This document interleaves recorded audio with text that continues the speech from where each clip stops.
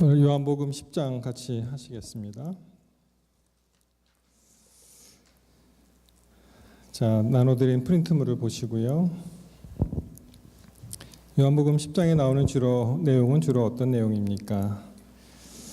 1. 예수는 참된 목자, 예수는 참 포도나무, 예수는 하나님의 어린 양, 예수는 길이요 진리요 생명. 우리가 요한복음을 공부하면서 몇 장 하면은 주요 내용을 기억하는 그런 문제입니다. 자, 요한복음에는 비유가 있다 또는 없다. 비유의 말씀이 있는지 없는지 생각나시는 대로 적어주시고요. 그 다음에 우리 성경 읽으실 때 이런 말씀이 많이 나오죠. 진실로 진실로 내가 진실로 진실로 너희에게 이르노니, 여기서 진실로 진실로라는 헬라 원어는 우리가 잘 아는 어떤 단어를 사용했을까요? 그걸 한번 우리가 잘 아는 단어입니다. 써주시기 바라고. 4번 요한복음 10장에 나오는 예수님의 자기 정의가 아닌 것은 무엇일까요? 1번 나는 양의 문이다. 2번 나는 선한 목자다.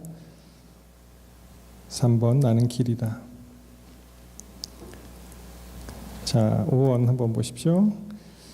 아버지께서 나를 사랑하신 것은 내가 다시 목숨을 얻기 위하여 무엇을 버림이라.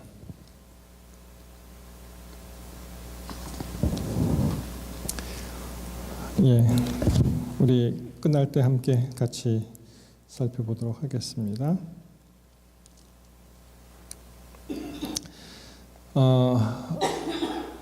요한복음 10장은요,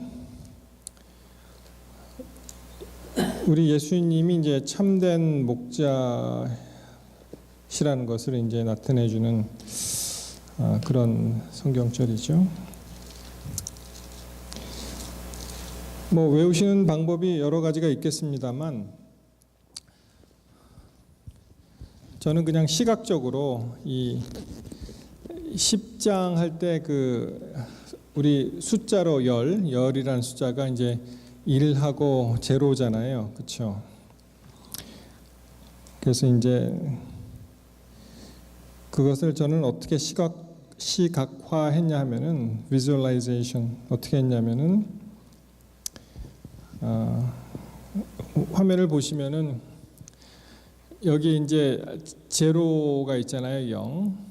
근데 그 밑에 이제 보시면은 양이라는 숫자에 0이 많잖아요. 그렇죠? 양의 문 할 때. 그래서 10장은 양하고 관련되는 그런 챕터구나. 그래서 이제 양의 문 또는 예수는 선한 목자라는 그런 연상작용을 통해서 그렇게 외웠습니다. 뭐 다른 방법, 좋은 방법 있으시면은 같이 그렇게 기억하시면 좋겠고요. 자, 한번 10장을 같이 이제 펴서 한번 읽어보십시다.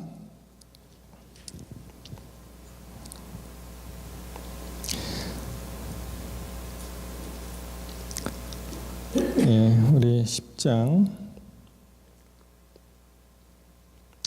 1절로 18절까지 22절 넘어가면 이제 수전절 이야기가 나오는데, 일단 끊어서 1절부터 18절까지 한번 같이 보시겠습니다. 자, 맨 처음에 이렇게 시작됩니다. 내가 진실로 진실로 너희에게 이르노니 양의 우리의 문으로 들어가지 아니하고 다른 데로 넘어가는 자는 절도며 강도요, 문으로 들어가는 이가 양의 목자라. 문지기는 그를 위하여 문을 열고 양은 그의 음성을 듣나니 그가 자기 양의 이름을 각각 불러 인도하여 내느니라. 죄송합니다. 제가 이거를 끄는 거를 잠깐 까먹었네요. 자, 4절입니다. 4절 보시면 자기 양을 다 내어놓은 후에 앞서가면 양들이 그의 음성을 아는 고로 따라오되 타인의 음성은 알지 못하는 고로 타인을 따르지 아니하고 도리어 도망하느니라. 예수께서 이 비유로 저에게 말씀하셨으나 저희는 그 하신 말씀이 무엇인지 알지 못하니라. 그러므로 예수께서 다시 이르시되 내가 진실로 진실로 너희에게 말하노니 나는 양의 문이라. 나보다 먼저 온 자는 다 절도요 강도니 양들이 듣지 아니하였느니라. 내가 문이니 누구든지 나로 말미암아 들어가면 구원을 얻고 또는 들어가며 나오며 꼴을 얻으리라. 도적이 오는 것은 도적질하고 죽이고 멸망시키려는 것뿐이요 내가 온 것은 양으로 생명을 얻게 하고 더 풍성히 얻게 하려는 것이라. 나는 선한 목자라. 선한 목자는 양들을 위하여 목숨을 버리거니와 삭구는 목자도 아니요 양도 제 양이 아니라 이리가 오는 것을 보면 양을 버리고 달아나나니 이리가 양을 늑탈하고 또 해치느니라. 달아나는 것은 저가 삭군인 까닭에 양을 돌아보지 아니함이나 나는 선한 목자라. 내가 내 양을 알고 양도 나를 아는 것이 아버지께서 나를 아시고 내가 아버지를 아는 것 같으니 나는 양을 위하여 목숨을 버리노라. 또 이 우리에 들지 아니한 다른 양들이 내게 있어 내가 인도하여야 할 터이니 저희도 내 음성을 듣고 한 무리가 되어 한 목자에게 있으리라. 아버지께서 나를 사랑하시는 것은 내가 다시 목숨을 얻기 위하여 목숨을 버림이라. 이를 내게서 빼앗는 자가 있는 것이 아니라 내가 스스로 버리노라. 나는 버릴 권세도 있고 다시 얻을 권세도 있으니 이 계명은 내 아버지에게서 받았노라 하시니라. 거기까지 보시겠습니다. 그 영어 성경 가지신 분들은 뭐 NIV는 I tell you the truth 이렇게 시작이 되는데 아마 킹 제임스 버전 계열에는 이게 truly truly 이렇게 나옵니다. 진실로 진실로. 그 히브리 어법상에 물론 이 말씀은 헬라어로 기록이 되어 있지만 유대인들이 사용하는 그 언어, 그 문화에서는 그 언어 자체가 이제 최상급이 없다 그래요. 그래서 그 표현을 어떻게 하느냐? 반복을 이용해서 합니다. 반복. 진실로 진실로 너희에게 이르노니. 그러니까 최상급 형태죠. 최상으로 정말로 가장 높이 너희에게 이른다. 그러니까 이제 강조 용법이 되겠죠. 근데 우리 한글에는 진실로 진실로가 원어에는 어떻게 되어 있을까요? 혹시 감 잡으셨습니까? 이 진실로 진실로가 우리 많이 쓰는 단어예요. 사실 이게 뭐냐면은 아멘 아멘입니다. 아멘 아멘. 헬라어 성경을 보시면은 맨 처음에 아멘 아멘 이렇게 시작해요. 정말 그렇다는 거죠. 우리가 기도할 때 아멘 하고 끝나잖아요. 정말 믿습니다. 그렇습니다. 그렇게 이루어지기를 바랍니다. 그래서 이 아멘이라는 단어가 없어요. 한글로 아멘이 그냥 아멘이에요. 그렇죠? 그러니까 이게 그런 식으로 이제 대입해 보면은 내가 아멘 아멘 너에게 이르노니 이런 말입니다. 강조를 이제 많이 하신 거죠. 양의 무리의 문으로 들어가지 아니하고는 다른 데로 넘어가는 자는 절도며 강도요. 주인이 아니면은 이제 훔쳐가면은 이제 절도하고 이제 강도하는 것이죠. 이 절도하고 강도를 얘기하니까 또 무슨 그런 얘기가 생각이 나네요. 어떤 분이 이제 얘기를 하는데 자기가 걸리지 않고 이 훔치는 기술이 있대요. 기가 막힌 기술이. 그러면서 이런 거 얘기하면 안 되는데 그러면서 이제 다 얘기하죠. 그러면서 혹시 아십니까? 그러더라고요. 그래서 그게 무슨 말인가 했어요. 맨 처음에 그랬더니 우리 정 집사님 일하시니까 굉장히 관심이 많으시죠, 그렇죠? 이게 가끔 그런 일이 일어나잖아요. 제가 전에 살던 곳에 이름이 월그린즈라는 데 있잖아요. 월그린즈 뭐 잡동사니 팔고 사진도 인화하고 하는데, 한 번은 그 부 매니저가 막 화가 나서 쓰레기통을 막 뒤지는 거예요. 그러면서 거기에 떨어진 영수증을 다 수거해 가더라고요. 그래서 궁금하잖아요. 물어봤어요. 도대체 무슨 일이냐 그랬더니,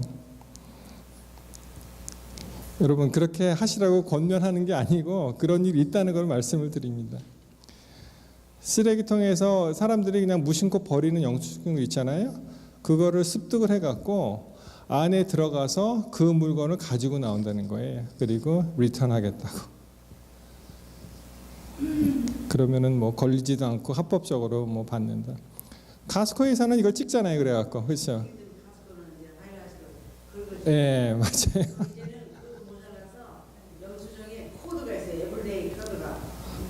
코드가 있어요. 예. 이제는 뭐 비밀이 없습니다. 그렇죠? 뭐 우리 가운데 그렇게 하실 분은 안 계시겠지만은, 그래서 그렇게 이렇게 낙서를 하는군요. 몰랐어요. 왜 이렇게 뭐 어떤 사람 막 스마일도 그리고 막 하는데, 하여튼 그런 얘기를 했거든요. 그래서 이 절도 생각을 하니까 참 이 세상이 너무 악해져 갖고, 아니 그거를 왜 남의 것을 그렇게, 모르겠습니다. 그 사람들의 정말 어떠한 절박한, 그 사람 입장에 안 서 있으니까 뭐 함부로 이야기하기는 어렵지만 그런 참 힘든 그런 세상에 지금 살고 있습니다. 이 주인은 문으로 들어가죠. 당당하게 문으로 들어가는 이가 양의 목자라 이렇게 되어 있습니다.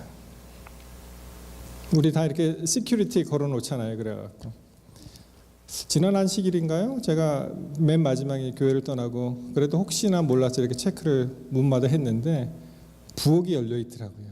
예, 그래서 그거를 닫고. 근데 부엌이 열려 있으면 우리는 코드가 걸리죠, 그냥.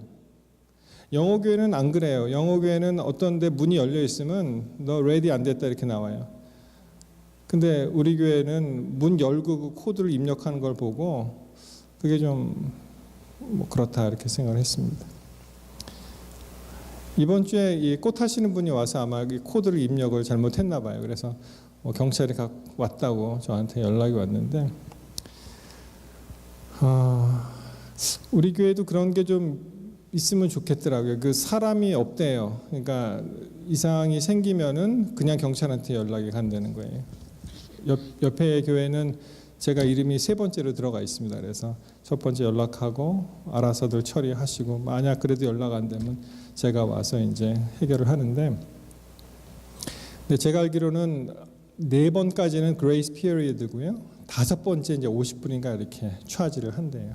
그래서 경찰이 가면서 오늘은 돈 안 낸다 그러고 그냥 갔다는데, 그래서 그 얘기를 들어서 이거를 좀 한번 정비를 해야 되겠다 그렇게 생각을 하게 되었습니다. 자, 3절에 문지기는 그를 위하여 문을 열고 양은 그의 음성을 듣나니 그가 자기 양의 이름을 각각 불러 인도하여 내느니라. 저는 이 3절을 읽으면서 저는 양을 구별을 못할 것 같아요. 다 똑같이 생겼잖아요. 그렇죠? 어떨 때는 우리 검은 친구들, 흑인들도 얼굴 구별을 못 하겠더라고요. 다 그냥 똑같이 생겨갖고. 근데 그들도 아시안을 보면 그렇대요. 또 아시안도 똑같이 생겼다는 거예요. 네, 뭐 물론 우리 하나님 우리의 머리털까지 세신다고 하시지 않습니까? 그렇죠? 뭐 그것도 어떻게 보면은 그냥 비유로 말씀하신 거라고 생각을 하는데, 조금 머리털의 숫자가 좀 작은 분들이 가끔 있잖아요. 그랬더니 아주 자신 있게 저는 하나님을 많이 도와드립니다. 뭐 그렇게 얘기하는 사람이 있더라고요. 그만큼 이제 관심이 있다는 거죠. 사람 이름을 각각 알면서 머리털까지 세시는 우리 하나님을 생각을 나게 합니다. 자기 양을 내놓은 후에 앞서가면 양들은 그의 음성을 아는 거로 따라오되. 전에 세미나리에서 수학할 때 그 히스패닉 그 교수님 이제 새로 오셔갖고 그분이 아주 재미있게 말씀을 잘 하시는 분인데 저희들 보고 학생들 보고 이렇게 얘기했습니다. 여러분 목자와 그 부처의 차이가 뭔지 아십니까? 그 부처를 우리나라 말 뭐라고 하죠? 그 양 잡는 사람. 예, 도살장에서 일하는 사람. 옛날 말로 하면은 백정이죠. 요새는 뭐 백정이라는 표현을 안 합니다만. 그래서 아이들이 그 학생들이 목자와 부처 양 잡는 사람의 차이가 뭘까 그랬더니 그분의 답은 뭐였냐면은 목자는 앞에서 인도한다는 거야. 따라와 그러고 팔로우 미 이렇게 하고 부처는 뒤에서 민대요 이렇게 빨리 들어가 이렇게. 그래서 이제 그 도살장에 가는 거하고 이제 목자가 차이가 이제 그렇게 난다. 그렇게 얘기하는 것이 이제 기억이 납니다. 자기 양을 다 내어놓고 후에 앞서가면 양들이 그의 음성을 아는 거로 따라오대. 타인의 음성은 알지 못하는 거로 타인을 따르지 아니하고 도리어 도망하느니라. 우리 어머니들 아이를 키워보신 어머니들 아무리 시끄러운 장소에서 자기 아이가 울면은 금방 안 되죠. 아빠들도 그럽니까? 좀 약하죠 아빠들은. 근데 어머니는 안 돼요. 그래서 심지어는 어떤 아이가 우물에 빠졌는데 거꾸로 매달려 있는데 그 물 먹는 소리 그거를 듣고 어머니가 와서 구출을 했대요. 이상한 소리가 난다 그러고. 그만큼 이 어머니하고 그 자기가 낳은 생명에 대해서 애착과 이 연결이 돼 있듯이 우리 하나님 우리 이름을 다 아시고 머리털을 세시고 다 각자의 음성을 아시고 우리 양들도 정말 좀 착한 양들이라면은 목자의 음성을 따라가겠죠. 미시간에 살 때 제 친구 하나가 양을 정말 쳐봤대요. 자기의 경험을 이야기를 했습니다. 여러분 우리가 양을 생각하면은 어떠한 이미지가 생각이 나십니까? 양 그러면 순하다, 그렇죠? 양이 까만 양도 있나요? 까만 양 있어요? 검은 양? 염소는 흑염소가 있죠. 근데 알록달록하게. 근데 그 친구 얘기를 들면은 좀 저속한 표현으로 양 때문에 학을 뗐다 그래요. 자기가 학질 떼듯이. 그 양이 얼마나 싸납고 고집세고 말 안 듣고 하는지 아주 힘들었다 그런 얘기를 합니다. 그러니까 우리가 알고 있는 그 양의 이미지하고 실제로 그 목동이 하는 일이 얼마나 힘들고 고달프고 어려운지를 알겠죠. 말 잘 안 듣습니다. 고집이 셉니다. 그리고 그런 말 들어보셨죠? 양이 이 시야가 굉장히 눈이 나쁘대요. 그래서 그 앞에만 보고 옆에는 안 보인다고 합니다. 그러니까 한 양이 잘못 길을 가면 다 따라가는 거예요. 그냥 옆에서 뭐 늑대가 오거나 그런 거 상관없이 그냥 따라간다고 그렇게 들었습니다. 자, 이 6절에 보시면은 이 말이 나오죠. 예수께서 이 비유로 너희에게 말씀하셨으나 저희는 그 하신 말씀이 무엇인지 알지 못합니다. 우리가 그 신학교에서 배울 때 요한복음은 신학자들이 요한복음에는 비유가 없다 이렇게 가르칩니다. 우리 학자들이요. 요한복음 비유가 없다. 근데 보니까 뭐라고 써 있어요? 예수께서 이 비유로 너에게 말씀하셨다. 원어를 보면은요. 비유가 파라볼레입니다. 파라볼레. 비유. 근데 이 단어 요한복음 10장에 나오는 이 한글 성경어로 번역된 예수께서 이 비유를 할 때 이 비유는 보통 우리가 비유로 하는 파라볼레가 아니고 파로이미아라는 단어를 썼어요. 좀 다른 이제 말씀을 드리는 건데요. 이 파라볼레는 영어로 비유를 뭐라고 합니까? parable 그러잖아요. 여기서 나온 거예요. 파라볼레. parable 나온 건데 쉽게 말씀을 드리면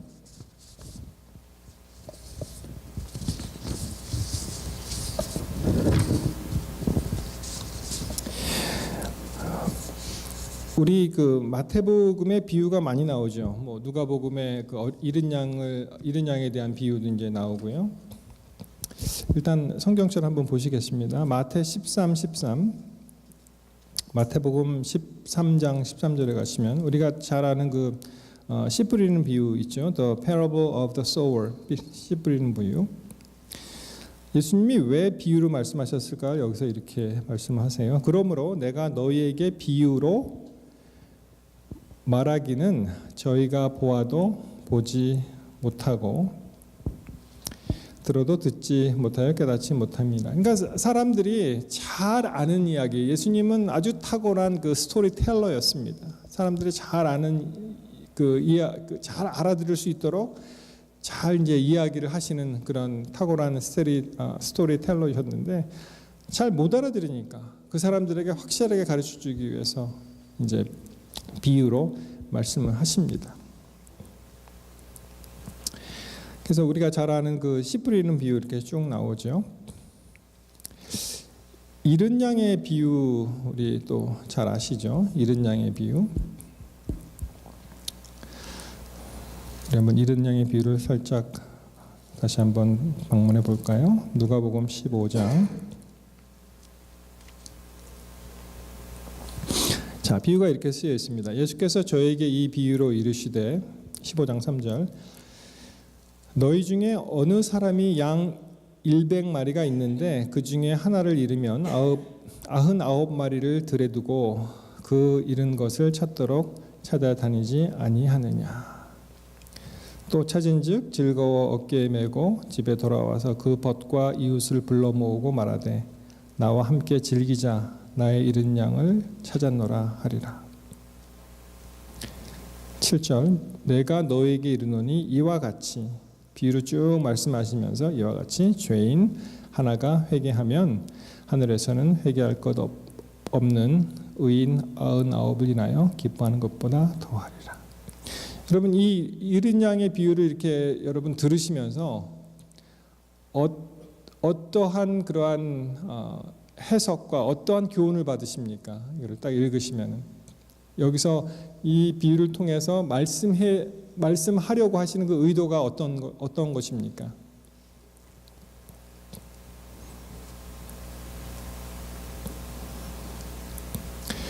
우리 뭐 다 느끼시듯이 이 목자가 얼마나 우리를 사랑하느냐. 정말 한 마리라도 잃어버리면은 99하고 99마리가 다 있더라도 한 마리가 없으면 그것을 끝까지 찾아서 즐거워하고 그런 예수님의 그 품성 그렇게 이제 우리가 이해를 하잖아요. 그렇죠? 그래서 이 다른 공간복음에 있는 비유와 요한복음에 있는 이 비유라고 말씀하시는 그 비유가 어떻게 다른가? 쉽게 표현을 하면은 다른 공간복음에 있는 그 비유는 하나의 연결된 스토리입니다. 스토리. 청중들이 이해할 수 있는 상황을 제시해서 그 가운데 실제 삶에 대한 묘사나 이야기를 들려주는 거예요. 처음이 있고 끝이 있고 그 다음에 이제 그 비유를 해석하시는 그런 말씀이 있고 그래서 이야기가 끝나면은 청중들이 그 이야기를 듣고 어떻게 반응을 합니까? 그 이야기를 듣고 스스로 실제로 판단하면서 거기서 교훈을 얻게 되죠. 그게 이제 공간복음에 나오는 비유입니다. 요한복음에 나오는 그 10장 6절에 나오는 파로이미아는 다른 공간복음과 달리 하나의 완결된 그 이야기가 필요 없어요. 처음부터 끝까지 이야기가 필요 없습니다. 그리고 여기서 말씀하는 한 단어 한 단어에 그에 상응하는 그 의미가 있습니다. 이렇게 생각하면 쉬울 것 같아요. 그래서 이 다른 공간복음의 비유라는 그런 그 개념과 이 요한복음의 비유는 비유가 하나의 상징이다 이렇게 생각하시면 편합니다. 한 단어 한 단어 그에 상응하는 의미를 가지고 있다.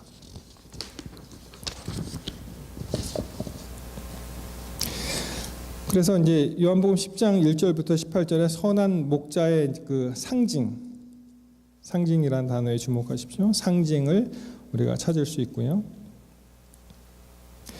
특별한 이야기가 없어요.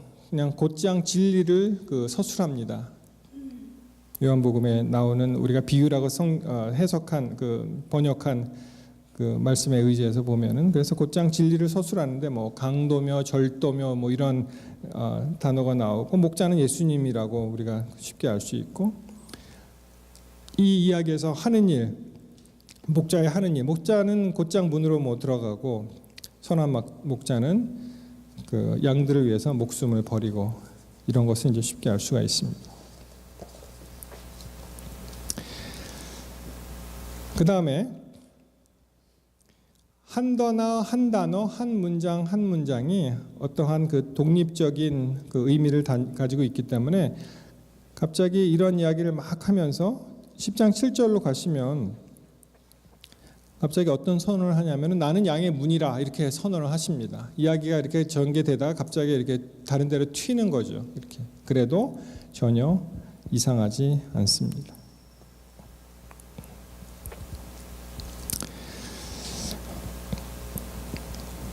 (10절에)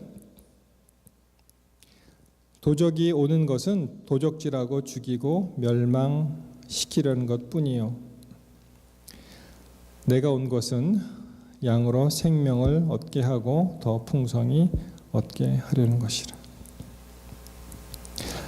참 이 성경 말씀 중에 이 대비를 잘 하죠. 구약에서도 그러한 표현을 많이 듣고 여기서도 도적하고 그 다음에 그 목자를 이제 대비를 이렇게 합니다. 저는 이 10절을 읽으면서 도적이 오는 것은 도적질하고 죽이고 멸망하는 것뿐이요 내가 온 것은 양으로 생명을 얻게 하고 더 풍성히 얻게 하려는 것이라. 이 10절에서 어떠한 것을 제가 크게 느꼈냐 하면은 우리가 일상생활을 하면서 우리가 신앙생활을 하면서 우리가 이웃들과 부딪히면서 우리가 성도들과 사귀면서 우리도 역시 알게 모르게 도적의 역할도 할 수 있고요. 그리고 선한 목자의 역할도 할 수 있다라는 것을 깨닫게 되었습니다. 그래서 요한복음에 나오는 그 선한 목자는 그저 예수님의 이야기가 아니고 오늘날 우리가 현대사회를 살면서 많은 사람들과 서로 부딪히면서 서로 사귀면서 서로 인터랙션 하면서 내가 어떠한 길을 선택할 수 있을지에 대해서 한번 생각해주는 그런 귀한 구절입니다. 예. 어디요? 8절. 나보다 먼저 온 자는 다 절도요 강도니 양들이 듣지 아니하였느니라.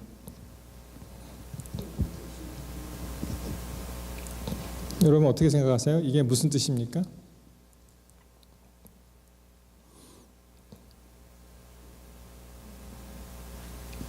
자, 다시 읽습니다. 7절부터 그러므로 예수께서 다시 이르시되 내가 진실로 진실로 너희에게 말하노니 나는 양의 문이라.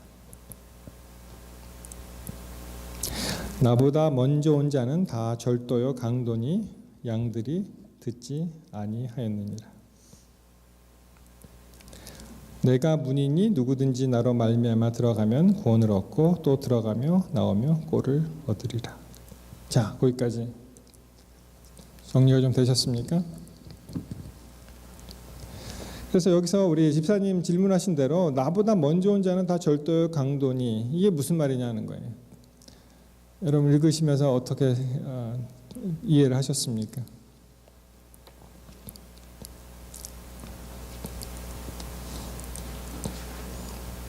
우리 학자가 계시니까 우리 김영춘 교수님 한 말씀 하셔야겠네.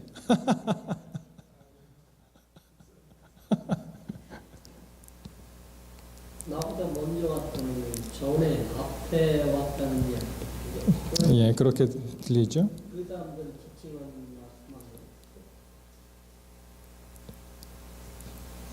우리 홍 집사님 어떻게 생각하셨어요?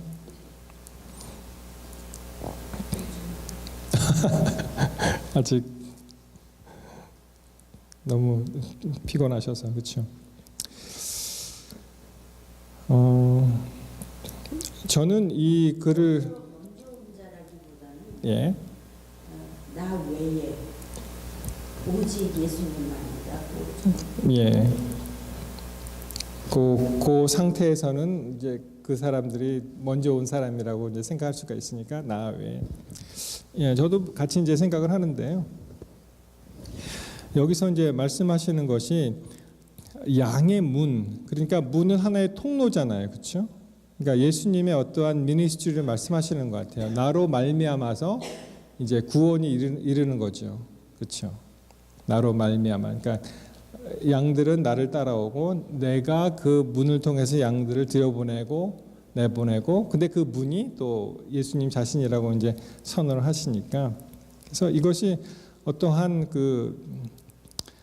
여기 이제 구절에도 이제 구원이라는 말이 있죠. 내가 문이니 누구든지 나로 말미암아 들어가면 구원을 얻고 또 들어가며 나오며 꼴을 얻으리라 라는 그러한 맥락에서 구원은 예수님을 통해서밖에 할 수가 없잖아요. 천하 인간 중에 다른 이름을 주신 그런 다른 이름이 없잖아요, 그렇죠? 그래서 그렇게 표현하신 것이 아닌가 그렇게 저는 개인적으로 그렇게 생각을 합니다. 그러니까 먼저 온 자는 뭐 거짓 선지자도 될 수 있고요. 뭐 진리로 가르치지 않는 그런 사람들, 또는 지금에 얼마나 많은 거짓 메시아가 있습니까? 그렇죠? 예수님은 본인 스스로가 내가 구주다 이렇게 선언하신 적이 한 번도 없으세요. 그저 많이 양보하셔서 내가 그니라, 뭐 내가 말하였도다, 그 정도지. 근데 이 가짜 예수들은 다 뭐라고 합니까? 내가 재림 예수다, 나를 따르라, 이렇게 얘기하는 거예요. 많이 다르죠. 그래서 그러한 거짓 선지자들이나 소위 그 메시아를 주장하는 그런 무리들이 분명히 있었을 것입니다. 그리고 사람들이 그렇게 생각하는 사람들도 있었을 것이고, 그런 측면에서 그 사람들은 양의 문이 아니라는 것이죠. 그 사람들은 그리스도가 아니라고 저는 그렇게 생각을 합니다. 조금 답이 되셨는지 모르겠어요, 집사님. 약간 혼동돼요. 예. 목사님 말씀대로 예수님 당시에 예수님과 비슷하게 기적을 행사하고 사람들을 치유하는 그런 사람들이 굉장히 예수님 시대에 굉장히 많았거든요. 그래서 요즘 학자들이 볼 때 예수님을 그 중에 하나로 이렇게 치는 학자들이 굉장히 많았습니다. 예, 그러니까 메시아로 인정 안 하는 학자들이죠. 그러니까 예수님 당시에도 사람들이 이제 혼동되게 그렇게 이적을 많이 행하고 또 스스로가 메시아로 주장하든 아니면 사람들이 그것을 갖다가 호도하든 그러한 일을 보았을 때 그들은 아니다. 예를 들어서 예수님 당시에 지금 우리 교수님 말씀하신 대로 예. 그런 게 어떤 문헌상으로 나와 있는 건가를 그걸 어떻게 아는 거예요? 예를 들어서 좋은 게 그 마카비 혁명 같은 거죠. 그 수전절 얘기할 때 하스모니안 왕조로 잠깐 그 로마 압제에서 그들이 이제 압제에서 독립한 적이 있었잖아요.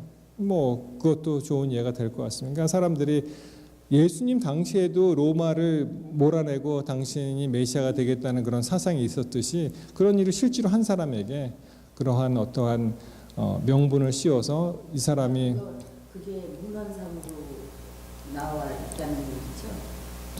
역사상으로. 그렇죠. 예. 뭐 외경에도 그렇게 기술이 되어 있고 또 요세푸스 중심으로 이제 그 기술한 걸 보면은 그런 것이 있지 않을까 이렇게 생각을 합니다. 예. 다시 10절로 넘어가서요. 다시 반복합니다. 우리가 이제 생활을 하면서 우리는 도적의 일도 할 수 있고 또 선한 목자 일도 할 수 있다. 그렇게 이제 저는 깨달음이 왔는데 시대의 소망에 있는 말씀을 잠깐 드리겠습니다. 제자들이 그리스도에게서 떠났던 호수에서의 그 슬픈 밤에 그들은 불신에 억눌려 있었고 결과 없는 수고로 피곤하여 있었다. 이 장면은 그 베드로가 예수님을 맨 처음에 만나시는 장면을 이제 기술하는 거예요.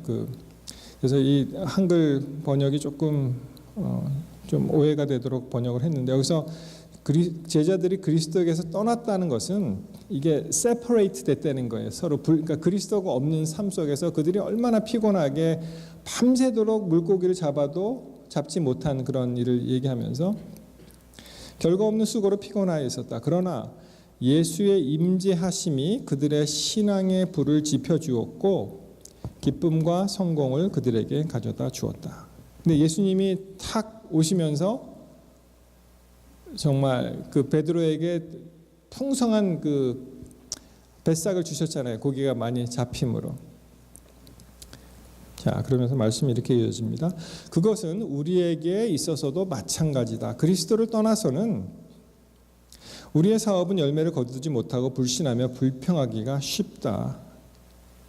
그러나 그리스도께서 가까이에 계시고 그의 지도 아래서 우리가 일할 때에 우리는 그의 능력의 증거 안에서 기뻐하는 것이다. 우리의 삶이 그리스도와 동업하는 삶이냐, 아니면은 여전히 그리스도와 분리돼서 내 삶 따로 그리스도의 삶 따로 사는 삶이냐. 그래서 그 다음에 이어지는 말이 이겁니다. 영혼을 낙담하게 하는 것은 사단의 일이요 신앙과 소망으로 고무시키는 것은 그리스도의 일이다. 시대소망 249페이지에 있는 말씀이세요. 25장 그 해변에서의 부르심, 거기에 이제 나오는 건데, 영혼을 낙담시키는 것은 사단의 일이요 신앙과 소망으로 고무시키는 것은 그리스도의 일이다. 그러니까 우리가 부지불식 중에 이 두 가지를 할 수 있다는 것입니다. 그래서 영혼들을 낙담시키고 그들에게 패배감을 조성하고 그들을 정말 깎아내리고 그 영혼을 갖다가 다운시키는 것은 사단과 동업자가 되는 거고요. 그때는 그 대신에 정말 신앙과 소망으로 고무시키는 그런 일을 하면은 그것은 그리스도와 동업자가 되는 것입니다. 언제 한번 그 야영의 강사분들 중에 그런 얘기를 했어요. 같은 사람이에요. 같은 사람. 평소에는 굉장히 순하고 착하고 정말 온순하고 온유한 사람이 어떤 일에 연루돼서 그 일만 생기면 사람이 완전히 바뀐다는 거예요. 완전히 180도가 바뀐다는, 같은 사람인데 바뀐다는 것입니다.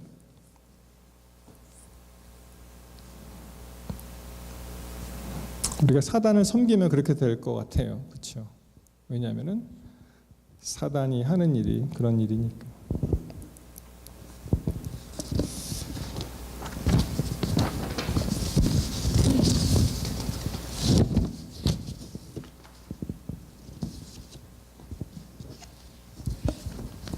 여러분, 그 유대인 가운데 이 재미난 우화가 하나 있는데요. 그 제목이 뭐냐면은 낙심이라는 무기예요. 낙심이라는 무기. 스토리가 이렇게 진행이 됩니다. 유대인들에게는 이러한 우화가 있습니다. 어느 늙은 마귀가, 베테랑 마귀가 그동안 전쟁에서 사용했던 각종 무기들을 전시해 놓고 다른 졸개 악마들에게, 다른 졸개 마귀들에게 이 무기를 팔았습니다. 가격이 매겨진 각양각종의 무기들이 전시 판매되었습니다. 근데 어떤 무기냐면요, 미움, 시기, 질투, 정욕, 음란, 교만, 두려움 등 여러 가지 무기들이 있었습니다. 그런데 이게 웬일입니까? 그 중에서 가장 낡은, 정말 보잘것없는, 없어 보이는 그런 무기가 하나 있었는데 가장 높은 가격으로 이게 책정이 된 거예요. 그래서 이것을 이상하게 여긴 그 졸개 마귀가 대장 마귀에게 이렇게 물어봅니다. 도대체 이 낡고 오래된 것에 왜 이렇게 높은 가격이 붙었습니까? 그렇게 물어봤어요. 별로 좋아 보이지도 않는데, 별로 유용하게 쓰이지도 않을 무기 같은데. 그랬더니 이 베테랑 마귀가 이렇게 대답을 합니다. 너는 모른다. 이 무기가 얼마나 유용한 것인가를. 겉으로 보기에는 전혀 무서워 보이지 않기 때문에 사람들은 이 무기를 별로 경계하지 않아. 그러나 일단 이 무기에 덫에 걸린 사람은 좀처럼 빠져나오기 어렵지. 그런 강점이 있어. 그래서 나는 이 무기로 수많은 불신자들을 사망으로 이끌었고 이 무기로 또 수많은 크리스천들을 넘어지게 했다. 여러분 그 무기가 뭔지 아세요? 어떻게 하셨어요? 역시 공부 잘하시는 사람은. 그 무기 밑에는 낙심이란 글자가 새겨져 있었습니다. 이게 굉장히 효과적인 그런 강력한 무기라는 거예요. 자, 물어봅니다. 나는 누구 일을 하는가? 나는 하나님의 일을 하는가? 나는 사단의 일을 하는가? 나를 만나는 사람들에게 나는 소망과 희망을 주는 일을 하는가? 아니면 낙담시키며 그 영혼을 고갈시키는 그런 일을 하는가? 나는 사단의 동력자인가? 하나님의 동력자인가? 우리 전부 사람들을 고양시키고 기쁘게 해주고 정말 그들을 선하게 하나님으로 이끌어가는 그런 성도들이 되시기를 간절히 바랍니다. 여기에 여러분 이 동물이 뭔지 아세요? 이제 거의 끝날 때가 다 됐는데 뭐같이 생겼습니까? 예, 잘 맞히시네요. 동물을 또 공부하신 분이 계신가 보네. 늑대 사진을 가지고 나왔어요. 뭐 가요리 비슷하기도 하죠.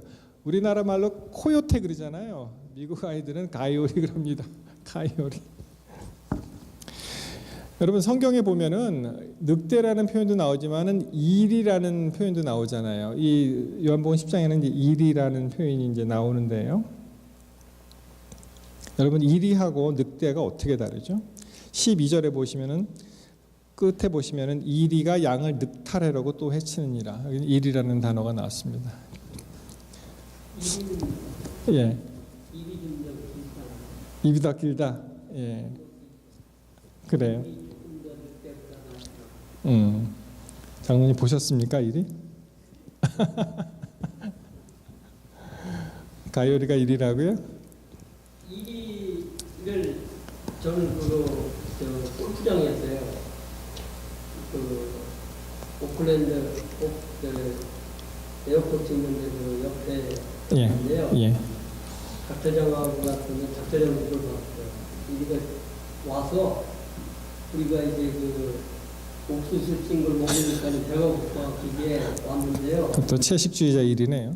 예, 그걸 양 잡아먹지 않고. 먹어요. 예. 계속 쫓아와요. 근데 늑대 같이 생겼는데 조금 작아요. 등치가 못 먹어서는지 몰라도 갖고 입이 좀 작아서. 혹시 그거는 카요리 같은데요, 제가 보기엔.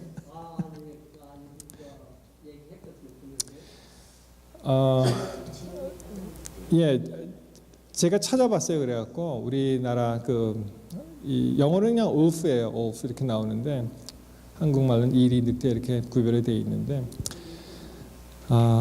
제가 종합해 보면은 우리 장로님 말씀하신 게 뭐 뾰족하다 뭐 그런 뭐 이렇게 차이점을 갖다 잔뜩 써놨어요. 다 기억은 못 하고 대충 어떻게 제가 쉽게 이해를 했냐면은 몸집 자체가 큽니다.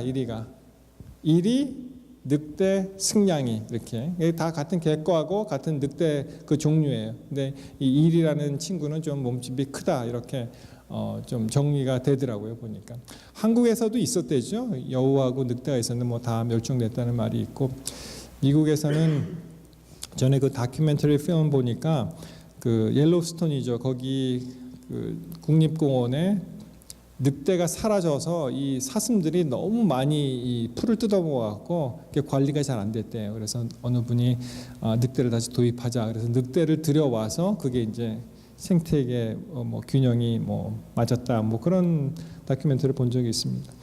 여러분 이 개하고 비슷하게 생겼는데 개과니까 찾아보니까 문헌에 어떤 게 있냐면 이 꼬리 있잖아요. 꼬리가 좀 다르긴 하죠. 절대로 이 늑대 꼬리는 올라가지가 않는답니다. 개 꼬리는 이렇게 올라가서 이렇게 꼬리도 치고 하는데 이 친구는 꼬리가 항상 내려가 있대요. 이게. 그리고 조금 끔찍한 이야기이긴 하지만 캐나다에서 어떠한 그 20대 젊은 그 아가씨가 늑대한테 잡아 먹히는 동안 그 셀폰으로 어머니한테 통화한 그런 아주 끔찍한 사건이 있었어요. 몇 년 됐습니다. 뭐 한 10년 된지 모르겠네요. 그래서 뭐 참 얼마나 기가 막혀요, 그렇죠? 자기가 먹히면서 죽으면서 엄마한테 나 이제 빠이 한다고 뭐 그런 사건도 있었는데, 하여튼 제가 찾아본 인터넷으로 본 그 정보에 의하면은 광견병에 걸리지 않으면은 늑대가 사람을 해치지 않는다. 뭐 그렇게도 써 있더라고요. 그러니까 특별히 어떤 약한 그런 동물들이 사람을 해하는 그런 걸로 되어 있습니다. 그래서 여기 이제 일이라는 이야기가 나와서 또 갑자기 동물 공부가 좀 하고 싶어서 말씀을 좀 드렸습니다. 결국은 이 선한 목자, 오늘 사실은 영상을 좀 준비해 왔는데 그거를 못 보여드리는데요. 이 선한 목자의 이미지는 사실은 이제 시편 23편에 나오는 그런 선한 목자의 이미지죠. 저는 개인적으로 왜 시편 23편에 그렇게 열광을 하는가, 사람들이, 그렇죠? 많은 사람, 우리 크리스천들이 암송하고 좋아하는 그 시편, 어떻게 보면은 힘없는 목자예요. 뭐 여호와는 나의 뭐 대통령이시며, 그러면 얼마나 좋아요, 그렇죠? 여러분 혹시 뭐 부탁하실 일 있으면 대통령이 내 친구다 그러면 얼마나 편하겠어요. 가서 얘기하면 한마디 하면 그냥 다 해결이 될 텐데. 근데 그것이 아니고요. 정말 양의 입장에서는 대통령이 필요 없더라고요. 양의 입장에서는 누가 제일 필요합니까? 목자. 그분을 신뢰하고 따라가고 때에 따라서 모든 먹을 것 마실 것을 공급해주는 그 목자를 따라가면, 그러한 그 이미지가 있잖아요. 우리 하나님은 참 목자십니다. 창세기 1장 1절에 태초에 하나님이 천지를 창조하시니라, 그리고 끝이에요. 딱. 그 다음에는 어떻게 매울림이 있냐 하면은, 그러니 내가 다 알아서 너희를 책임져 주겠다. 그 말씀이 생략되어 있는 것 같아요. 제가 읽을 때 하나님은 이 천지를 창조하셨습니다. 그리고 내가 참 목자이시고 나를 따르면 모든 것, 마치 아버지가 그 아이를 보면서 그냥 좋아서 웃잖아요. 부모 심정에. 뭐라고 얘기합니까? 뭐 구구절절에 내가 이거 해주겠다고 얘기합니까? 그냥 침묵하시죠. 내가 내 아버지다. 그 말에 모든 그 책임이 다 들어가 있다고 그렇게 생각을 합니다. 마찬가지로 그러한 말씀을 기억하시면서 우리 하나님께서 우리 예수님을 통해서 참 목자이신 걸 보여주셨고, 그 다음에 정말 목자가 있다면 더 이상 뭐가 필요하겠습니까? 여러분, 예수님이 여러분에게 계시면은 뭐가 더 필요하시겠어요? 마찬가지로 그러한 우리 좋으신 참된 목자이신 예수님을 끝까지 따라가시게 되는 저와 여러분이 되시기를 바라면서 말씀을 마치겠습니다. 기도하겠습니다. 하나님 감사합니다. 우리 요한복음 10장을 함께 묵상하면서 또 우리에게 다시 한번 주께서 참된 목자이심을 나타내 주시니 참으로 감사합니다. 아버지 하나님, 이 광야 같은 세상에서 우리가 목자 없는 그러한 떠돌이 생활이 아니라 참되신 목자를 따라가는 정말 아름다운 성도의 길을 걸어갈 수 있도록 함께하여 주시옵소서. 주께서 우리 각 성도들의 필요한 모든 것들을 공급하여 주시되 영적인 선물들을 많이 주셔서 우리가 주 안에서 항상 기뻐하면서 신앙생활을 하는, 그래서 결국에는 다 우리의 본향으로 들어가서 영원토록 주와 함께 동행하는 우리 모두가 될 수 있도록 주님 도와주시옵소서. 이 시간을 기억하지만 여러 가지 사정으로 함께 못한 믿음의 식구들 있는 그곳에서 안식의 이 귀한 축복으로 함께 임하여 주시옵고 내일 다시 다 우리를 불러 모아 주셔서 정말 기쁜 마음으로 주님께 찬미하고 기도하고 또 말씀 듣고 주님 안에서 즐거워하는 우리 모두가 될 수 있도록 주님 도와주시옵소서. 돌아가는 발걸음 복 주시고 안전하게 귀가할 수 있도록 해주시며 또 단잠 주시고 내일 다시 다 깨워주셔서 기쁜 마음으로 성전을 다시 찾을 수 있도록 도와주시옵소서. 모든 말씀을 예수님 이름으로 간절히 기도합니다. 아멘.